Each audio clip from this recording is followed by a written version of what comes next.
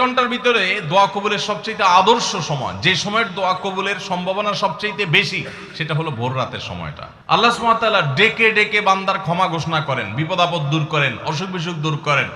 এই সময়টা হলো রাতের শেষ প্রহর, ফজরের আগের সময়টা, তাহাজ্জুদের সময়টা। 11 মাস ধরে আমরা নানা ব্যস্ততার অজুহাতে আমাদের তাহাজ্জুদ পড়ার সুযোগ হয় না, ভোর রাতে ওঠার সুযোগ হয় না। ভাইরা আমার, রমাদানের মাস, আপনি তো সাহরি খাইতে প্রায় প্রতিদিনই উঠছেন। আপনার যেহেতু সাহরি খাওয়ার উদ্দেশ্যে উঠাই লাগে, তো আপনি কেন এই মাসে সাহরির সময় ভোর রাতের এই সময়টাতে যখন আল্লাহর সাধারণ ক্ষমা ঘোষণা করেন, ওই সময়টাতে আপনি কেন শুধুমাত্র খেয়ে পরে আপনি মসজিদে চলে যাবেন ফজরের জন্য?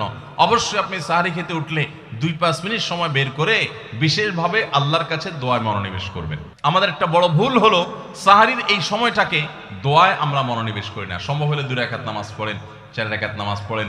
সেটা যদি না পারেন, তো সাহরির খানার শেষে অথবা আগে আপনি আপনার রুমে গিয়ে লাইট বন্ধ করে নিরিবিলি জায়গায় একটু আল্লাহর কাছে হাত তুলে একটু চোখের পানি ফেলে চান, দোয়া করেন।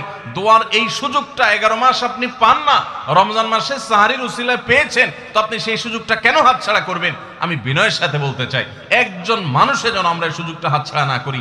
আমি পারতপক্ষে কোনোদিন এই সুযোগটা হাতছাড়া করি না ভাইরা।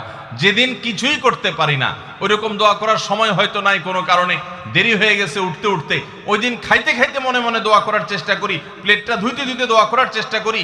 কারণ মুয়াজ্জিন ফজরের আজান যখন দেন, ওয়াক্ত যখন হয়, তার আগ মুহূর্ত পর্যন্ত আল্লাহ তাআলা দুনিয়ার আসমানে এসে তারপরে বান্দাকে ডেকে ডেকে বলেন, আলা মিন মুবতালান, তোমাদের মধ্যে কেউ কি অসুস্থ আছো, ফাআফিয়াহু, আমি তাকে সুস্থতা দান করব। আলা মিন মুস্তাগফিরিন ফাগফির লাহ, তোমাদের মধ্যে কেউ কি আছো ক্ষমা প্রার্থনাকারী, আমি তাকে ক্ষমা করে দিব। এভাবে ডেকে ডেকে আল্লাহ তাআলা দিতে থাকেন।